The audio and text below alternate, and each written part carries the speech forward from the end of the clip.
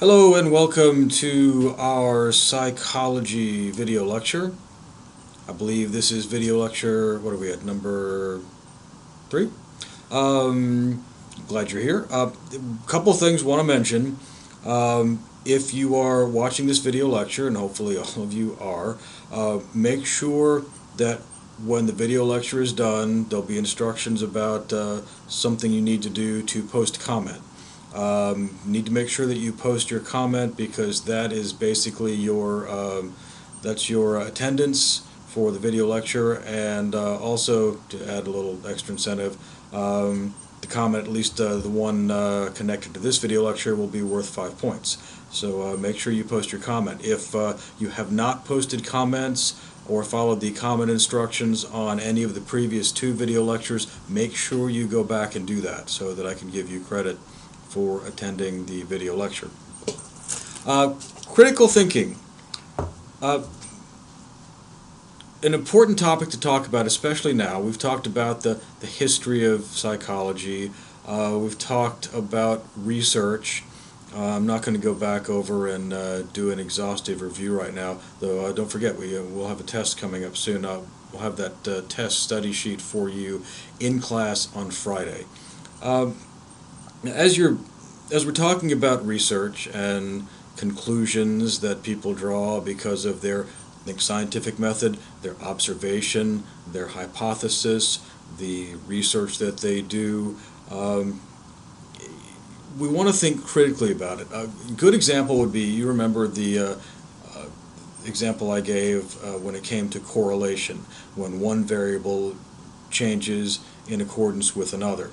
And I talked about the fact that you maybe are counting the number of accidents on a street and the number of ambulances on a street, and the fact that the number of ambulances went up at the same time the number of accidents did, and you might say, well, that must mean that ambulances cause accidents. Of course, you look at that conclusion and you know there's something wrong with that. You're using your own common sense. You're thinking, well, wait a minute, it doesn't necessarily mean that ambulances cause accidents.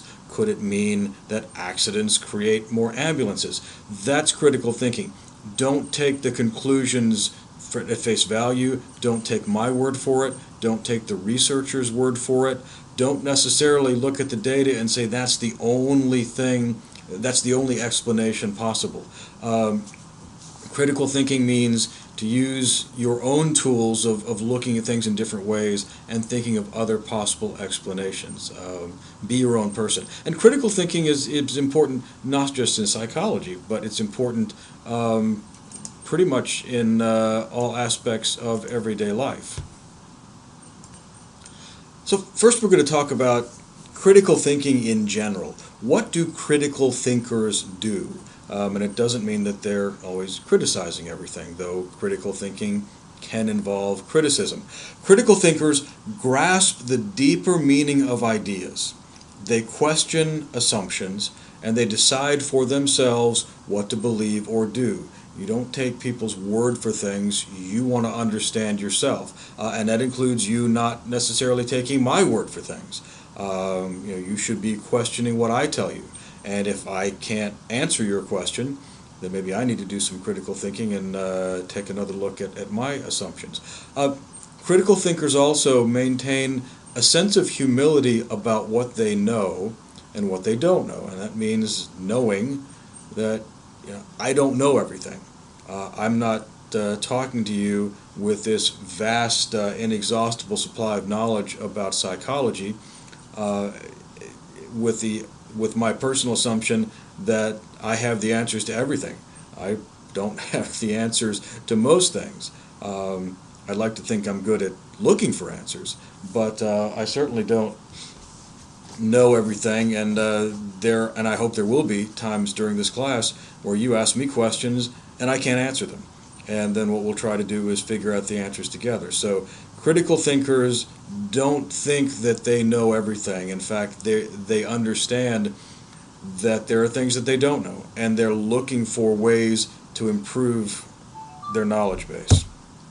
Mindfulness. Mindfulness is being alert and mentally present for one's everyday activities.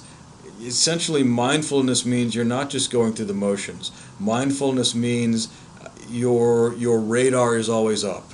You're always looking for explanations, gathering data. You're not just flying blind, but you're aware of your surroundings. Means you're awake. I teach an 8 o'clock class, and there are some times where I'm not necessarily fully mindful, and neither are the students. But that's the concept of mindfulness. And the concept of mindfulness actually brings in, let me slide out of the way here, one of my all-time favorite actors. I'm going to play a clip for you, then we'll talk about what this means for mindfulness. Yeah, part of it is this is just my excuse to bring Bruce Lee into the class. But here's Bruce.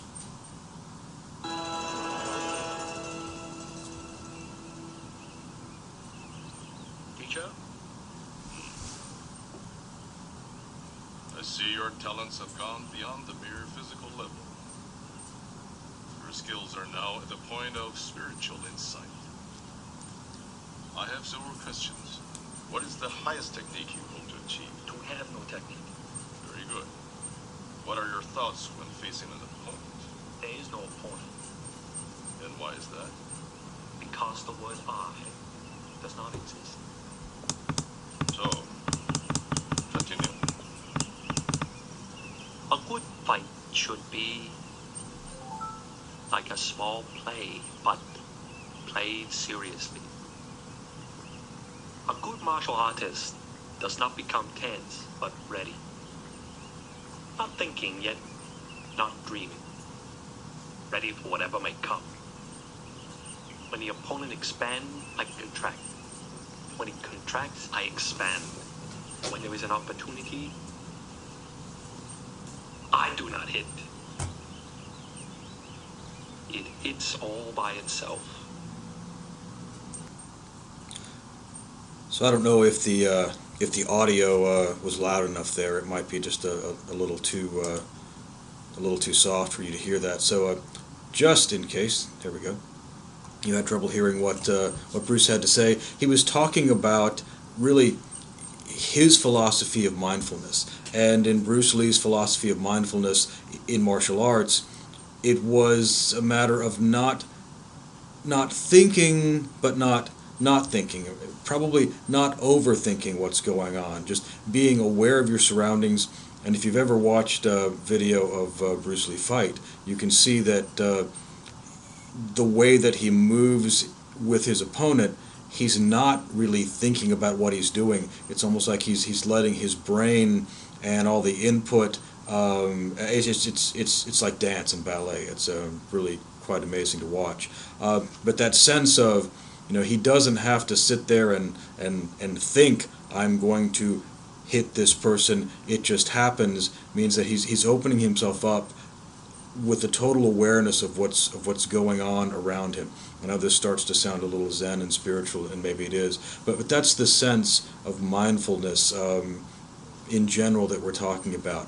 And that mindfulness, being aware not of narrowly what's exactly in front of you, but being aware of everything around you, and not just physically, but of ideas and concepts and alternatives and such, is the kind of mindfulness that is important when it comes to critical thinking.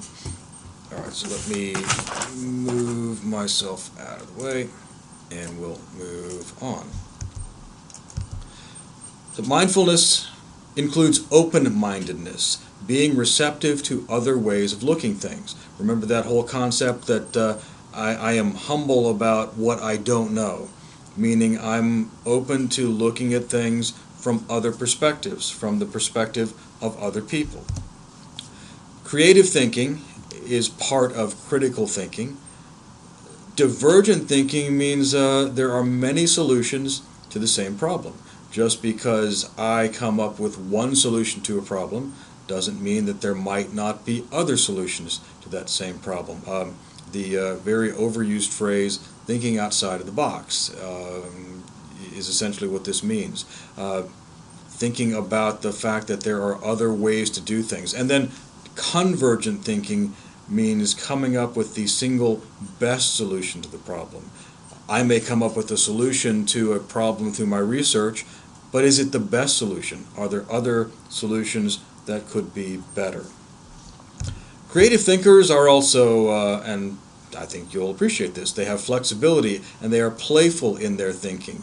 You may have seen shows on television, or maybe even observed it yourself, the creativity of children when they're playing. Playful thinking can be creative thinking. Playfulness allows you to be free. There's been some research, interesting research, about how employees should be paid if you want them to be creative. And the research indicates that if you want your employees to be creative and come up with creative solutions, you basically pay them up front and say, okay, you've already been paid for your work today, regardless of what comes out of it, so there's no pressure. Go do your best. See what you can come up with. That type of incentive generates much more creative thought and ideas versus you come to work and your boss says, okay, go see what kind of creative stuff you can come up with, and depending on how good it is, will determine what you get paid. That tends to actually make creativity less. So creative thinkers, flexibility, playful thinking, there's an inner motivation. You are creating, you are thinking because you're driven from inside, not because there are expectations of you. Willing to face risks, you have to be safe. And an objective evaluation of your work. You're going to look at your work and say, okay, what did we really come up with? A lot of this actually sounds more like HR type stuff, human resources, and a lot of these principles are put in place in companies' HR departments. A lot of psychology there, but that gives you a sense of creative thinking and critical thinking in general. Not just in psychology. So what does it mean to be a critical thinker in the realm of psychology?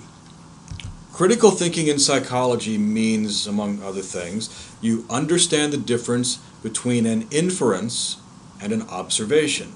Remember, we talked about observation as a way to do research. You need to understand the difference between an inference and an observation. We'll go into a little bit of detail about that shortly. You need to understand the need for operational definitions. We talked about that too when we discussed research. You need to not jump to conclusions. Jumping to conclusions can lead you to the wrong conclusions.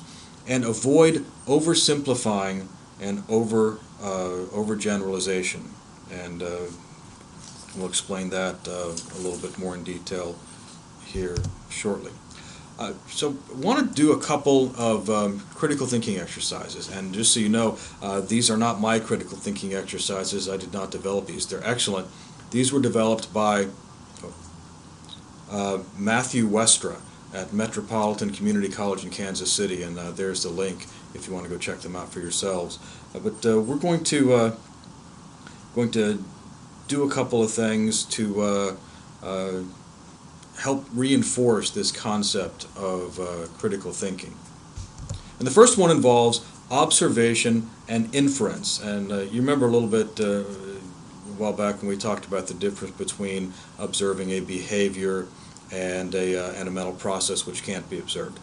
Well, in this case, we're talking about observation, which is something you notice by watching or listening, kind of self-explanatory, and an inference, which is a conclusion, or I think more importantly, an opinion that is formed because of known facts or evidence.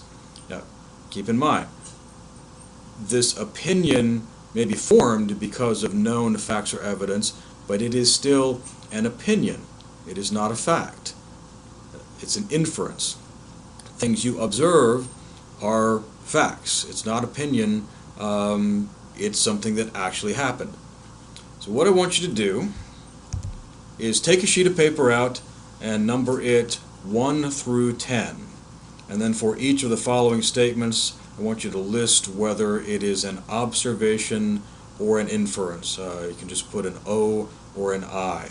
So go ahead and pause the video, grab a piece of paper and pencil, pen or some sort of writing utensil, and we will get started on this little exercise. All right, critical thinking exercise. Number 1, the man in the drugstore fell to the floor clutching his chest, and the other customers turned in his direction when he screamed. Is that an observation or an inference? Number 2, the pigeon which had been pecking at the disc was distracted by the sound of the door slamming, and it hesitated while it considered whether or not to keep pecking, or whether to keep pecking or not. Observation or inference? Number 3, when the dinner with her husband's parents was over, she was so anxious to leave and go home that she left her coat behind. Observation or inference? Number 4, the old man looked both ways several times before he stepped off the curb and slowly walked across the street. Observation or inference? Number 5, shoppers in the mall assumed the man talking loudly to himself was crazy, and they walked quickly around him, avoiding eye contact. Observation or inference? 6, he beeped his horn several times in rapid succession, turning into the oncoming lane and sped around the stalled car. Observation or inference? Number 7, during the lecture, Darren stared at the ceiling for minutes at a time, took no notes, and looked at the clock 12 times. Number 8, Karen's grief was apparent as the tears began to moisten her cheek as she spoke about her recently deceased grandmother. And number 9, when Ken confronted Barbie about seeing her with another man, she paced back and forth with her arms folded and head down. Observation or inference? And 10, even though Jennifer didn't say anything, I could tell by her expression that she was having a good time. Observation or inference? All right, so if you're finished writing your answers down, let's take a look and see what the answers are and see how well you did. As soon as I get this to work. Come on. There we go. All right. Number 1, the man in the drugstore fell to the floor clutching his chest, and the other customers turned in his direction when he screamed. That is an observation. What would have made that an inference? Well, if you had said the man in the drugstore fell to the floor clutching his chest in intense pain, you were inferring pain based on what you saw, but the observation, just the specific details. All right, the pigeon which had been pecking at the disc was distracted by the sound of the door slamming, and it hesitated while it considered whether to keep pecking or not. That is an inference. You do have some observations, the fact that the pigeon was pecking at the disc and that the door slammed, but the fact that it stopped, that it hesitated, the fact that it was distracted by the sound of the door, you're inferring that from what you see. You don't know what's going on inside the pigeon's head. And also the fact that the hesitation is the pigeon considering whether or not to keep pecking. You don't know why the pigeon is hesitating. You're inferring that from everything that's happened. In a sense, this is really, again, a good example of the difference between a behavior and a mental process. The pecking is the behavior, but the fact that whether or not the pigeon is distracted and hesitating and considering whether to keep pecking or not, that's a mental process. It's not something you can see. It's something you can infer based on what you observed. But could there be other reasons why the pigeon stopped and other reasons why the pigeon hesitated? That's critical thinking. Okay, when the dinner was over, when the dinner with her husband's parents was over, she was so anxious to leave that she left her coat behind. This is an inference. The observation is that she left her coat behind. The inference is she is anxious. That's a mental process you can't observe. You are inferring that she left her coat behind because she was anxious, but you actually don't know. Could there have been other reasons why she left her coat behind? The old man looked both ways several times before he stepped off the curb and slowly walked across the street. That is an observation. What could you infer from that observation? You could infer that the old man was cautious. The cautious old man, that would be an inference. All right, shoppers in the mall assumed that the man talking loudly to himself was crazy, and they walked quickly around him, avoiding eye contact. That is an inference. Now, if you just said the shoppers in the mall walked quickly around the man, avoiding eye contact, it would be an observation, but clearly they are inferring that he's crazy, and in fact, assumed is the key word. Could there be other reasons why the man was talking loudly to himself? Perhaps he had an earphone on his cell phone, as you see frequently, and he's talking to somebody on the cell phone. There could be other reasons. Number 6, he beeped the horn several times in rapid succession, turned into the oncoming lane, sped around the stalled car. That is an observation. What would you infer from that observation? Possibly that the man was impatient or in a hurry. But that's an inference. The only thing you observe are these facts. These are facts. The fact that I think this guy must be impatient, that's my opinion. Difference here between fact and opinion. Number 7, during the lecture, Dan stared at the ceiling for minutes at a time, took no notes, and looked at the clock 12 times. Of course, I've never seen anything like that while giving a lecture. That is an observation. We're looking at what Darren is doing. Now, I may form an opinion that Darren is not interested in the lecture that I'm giving. But that's an opinion. Are there other reasons why Darren might be staring at the ceiling? Perhaps he has something else he needs to do, somewhere else he needs to be. Perhaps he's distracted by personal problems. Could be any number of things. We can't tell based on what we observe. Number 8, Karen's grief was apparent as the tears began to moisten her cheek as she spoke about her recently deceased grandmother. Observation or inference? That's an inference. Though it makes perfect sense that as she's talking about her deceased grandmother, that Karen gets tears in her eyes, that we can infer that grief is taking place. It is still just that, an inference. It's a good one based on the data, based on the facts, but we are still inferring what is actually going on in her head. And number 9 and 10, number 9, when Ken confronted Barbie about her seeing another man, she paced back and forth with her arms folded and head down. Observation or inference? That is an observation. It is all physical things happening that we are observing and can write down. We can infer emotions, but this only gives us observation. And then finally, even though Jennifer didn't say anything, I could tell by her expression that she was having a good time. And that, of course, is an inference, the difference between what we can observe and what we infer from her expression, that she's having a good time.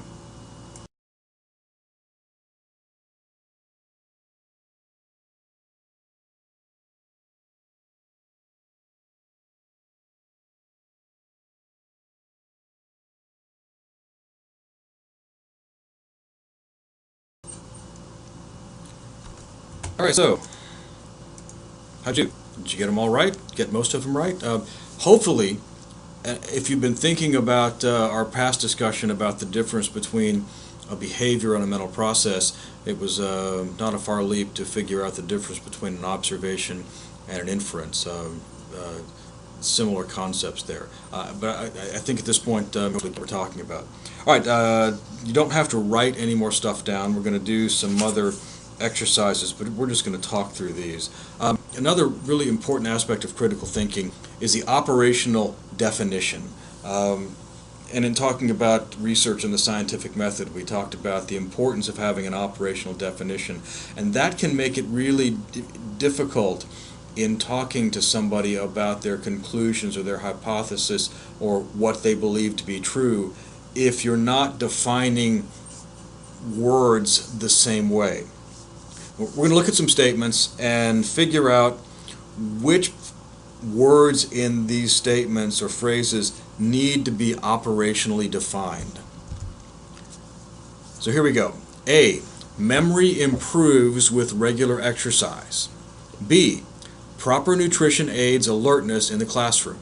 C, people who are talking on car phones do not drive safely. And D, frustration causes aggression. I guess in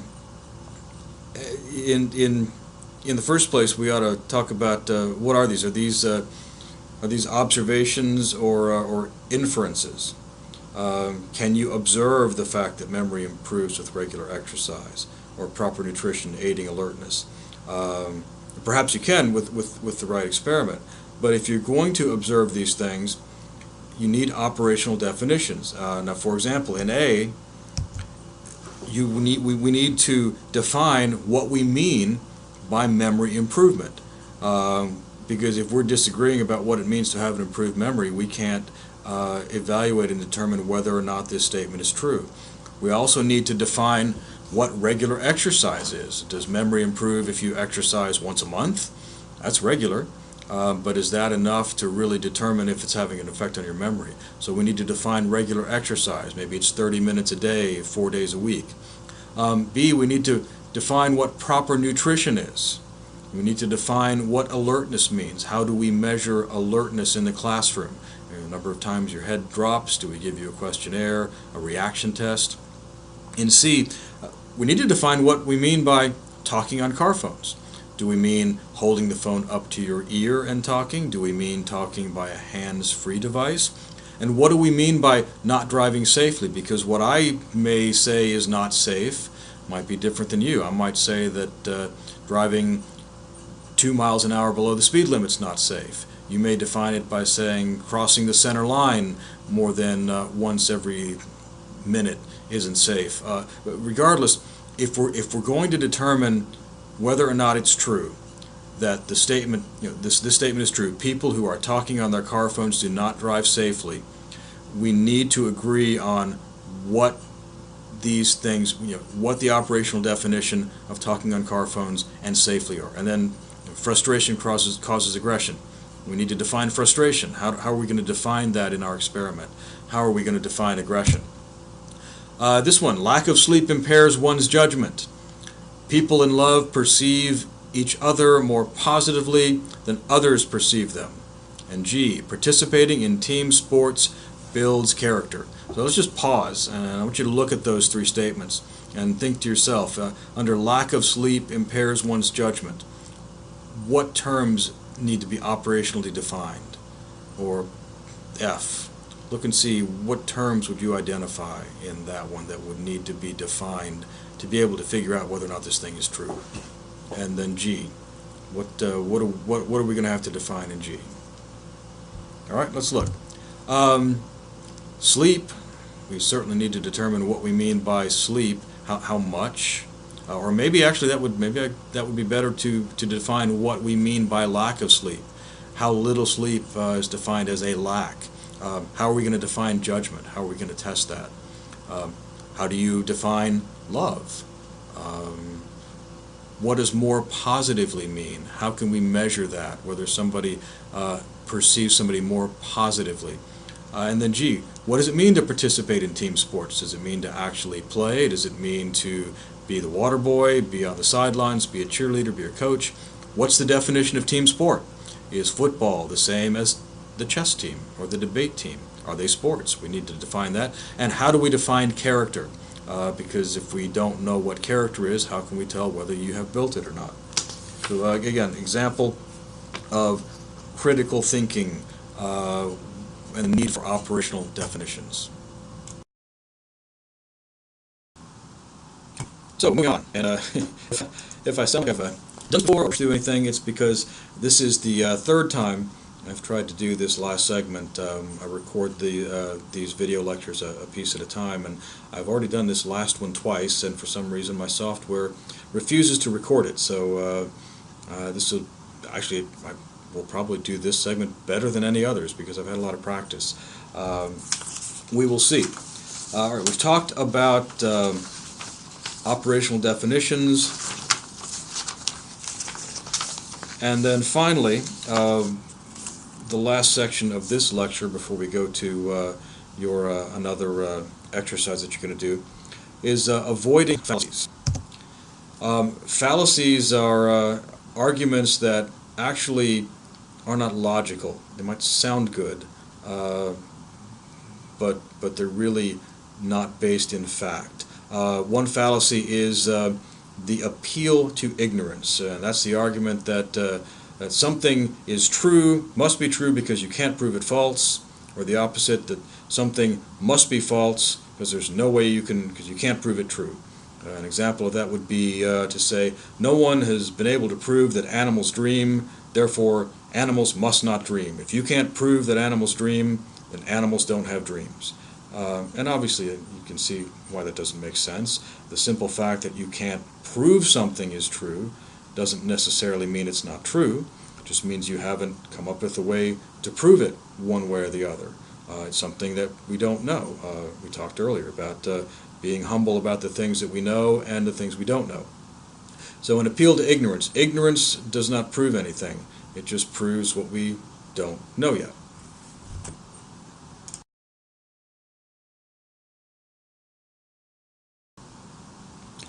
The next fallacy is the slippery slope. And the slippery slope fallacy says that if the first step in a possible series of events occurs, then the other possible steps in that series of events must inevitably occur. So the slippery slope says that if A happens, then B, C, D, E, all these other things are going to happen till you eventually come to that conclusion.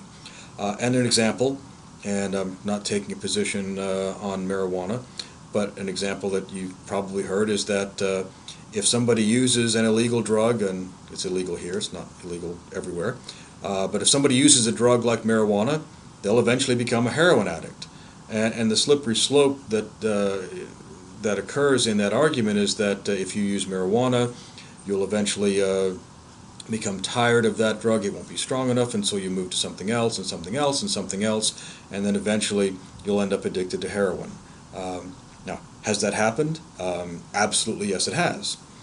But is that always going to happen? I think if you actually look at the research involving marijuana, you'll find that it doesn't necessarily happen that way with everybody. And again, I'm not making an argument for whether or not marijuana is good or bad, but that's an argument that was frequently used against marijuana that was based on a slippery slope, not based on research and fact, but based on the fact that it happens to some people, so it's going to happen to everybody, the slippery slope fallacy. The next fallacy is the false alternative, also known as the false dilemma. You've got a choice of either or. It's either this or it's that. And it overlooks the fact that it doesn't have to be A or B. It can be something in between. Example that you've heard frequently said, probably said it to other people, maybe about yourself, what doesn't kill you makes you stronger. And that's, a nice little encouraging phrase to tell somebody who's going through a difficult time. It's like, don't worry. If it doesn't kill you, you'll be stronger when it's over. Of course, that's a little comfort if it kills you. But it's also not necessarily true. Are there things that don't kill us that also don't make us stronger? Are there things that don't kill us that also maybe might make us weaker? Now, I understand. I'm not saying don't say that anymore, because we mean it to be encouraging to people, and there's nothing wrong with that. But as a matter of fact, and a matter of critical thinking or a matter of research, you can't necessarily assume that if somebody goes through a difficult time and they don't die, that they're automatically going to be stronger, because there are other alternatives that aren't either one of those. It's not an either-or situation. Also, hasty generalizations. Avoid those. That's coming up with a conclusion based on one exceptional case, something that maybe happened to you or happened to somebody you know. Hey, a friend of mine, this happened to them. Or a very small sample, I knew a couple of folks. Or a bias sample, and you're overgeneralizing. And an example of that is, if I were to say, I know that boys raised by single mothers don't play sports well, because that's exactly what happened to my cousin Michael. His father wasn't around, his mother was by herself, and guy couldn't throw a baseball to save his life.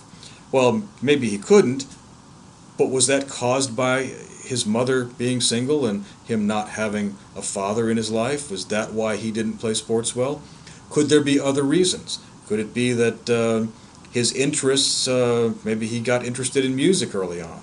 Maybe that didn't have anything to do with whether or not his father was around. And his focus on music meant that he didn't spend a lot of time focusing on playing sports and practicing throwing a ball. Could it be that genetically he didn't have athletic ability? That would have nothing to do with whether or not his mother is single or not. So the simple fact that my cousin Michael doesn't play sports well and his mom is single doesn't mean that those two things are connected. You would have to conduct empirical research to determine that. And then you have the questionable analogy, meaning when you try to compare apples and oranges, you try to take two situations and make them relate to each other when they really don't. And the example here is if you were to say, when you put a bridge girder, the big metal supports of a bridge, under too much stress, it breaks. And the same thing happens with people.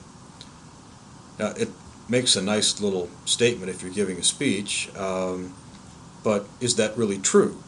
If we were to look at that statement critically, what would you say about it? Well, one, you're talking about different kinds of stress. A bridge girder, you're talking about physical stress and weight. And it's a matter of physics that if you overwhelm the structure of the girder, it's going to break. Now, if you were talking about putting physical stress on a bone of a person, yeah, it's going to break too. But the kind of stress we're talking about here is mental stress. And can you compare the physical stress on a bridge girder with the mental stress on a person? Now, do people put under too much stress sometimes break? Yes. Do they sometimes not break? Do they sometimes rise to the occasion and become stronger? Because remember, whatever doesn't kill you makes you stronger. Or do some people, if you put them under extreme stress, do they flourish? Do they achieve greater things? Think about test pilots. There's actually research to indicate that the way you look at stress, the way you view it and perceive it, determines how your body reacts to it. And so you can't say because a bridge girder breaks under too much stress, people break under too much stress. Apples and oranges. Not a good analogy, and critical thinking will tell you that. Okay, now we come to the last part of this video lecture, which is something that I want you to do. Would like you to go to the discussion topic in Blackboard titled Common Sense Test. We're going to test your common sense. Click on that link and take the common sense test that was designed by Matthew Westra. When you click the link, it should pull up a list of true or false questions. So click each one using your common sense, what your common sense tells you about whether those things are true or false. And then once you've done that, submit your results and take a look at your score. And then I want you to post a comment in that discussion board about what you think about your score. How'd you do? What do you think about common sense based on that test? And what does that tell us about critical thinking and common sense? How valuable is common sense and critical thinking? Your comment will indicate your online attendance and will also be worth 5 points. So go test your common sense and have a good day.